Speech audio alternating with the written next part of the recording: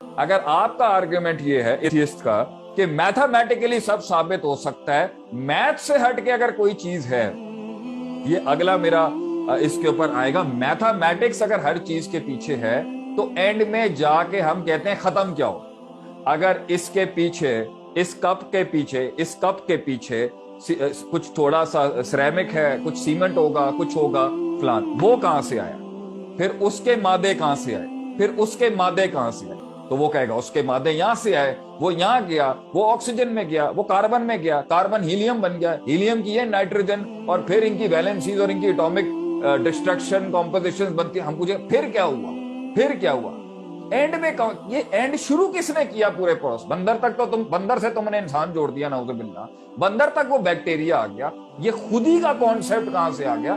शुरू का बटन किसने दबाया, शुरू की हां किसने की थी, किसकी, कैसे ये खुद ब खुद कैसे हो?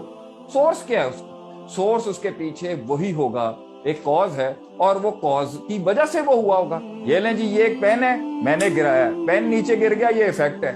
कॉज क्या है? ये हाथ है।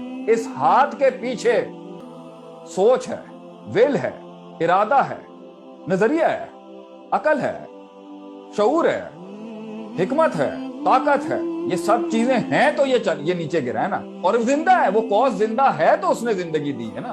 वो कॉज मुर्दा होता तो जिंदगी कैसे दे सकता था? वो कॉज भी जिंदा है, तो उस कॉज का नाम ही तो हम कहते हैं खालिक है, कि कॉज की वजह से ही ये कायनात का इफेक्ट है। या बिग बैंग शैग बैंग तुम्हारा जो भी है, ये बैंग के पीछे किसने किया? खुद ही नहीं हो सकता। खुद बा खुद ही कैसे हो सकता? अगर खुद बा खुद ही इतने बड़े पे हो गया तो खुद बा खुद ही फिर इस छोटे वाले पर भी लाओ ना, फिर खुद बा खुद ही कर दो। फिर साइंस को करने की जरूरत नहीं है। तलाश किस चीज की? तुम रीजन की तलाश कर रहे हो तो जाएगा तो एंड में वो वहीं पर। जब वो वहीं पर जाएगा तो सवाल वही उठेगा, किसने किया, किसने किया ये सब कुछ, कैसे हो गया?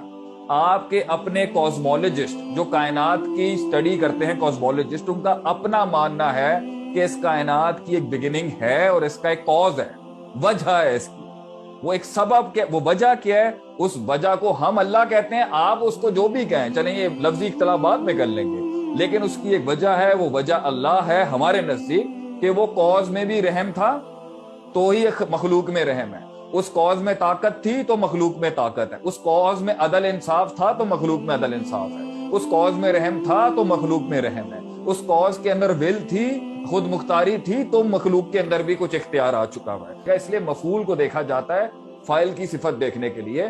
तो कायनात के वजूद पर तो मेरा आपका इत्तफाक है ना।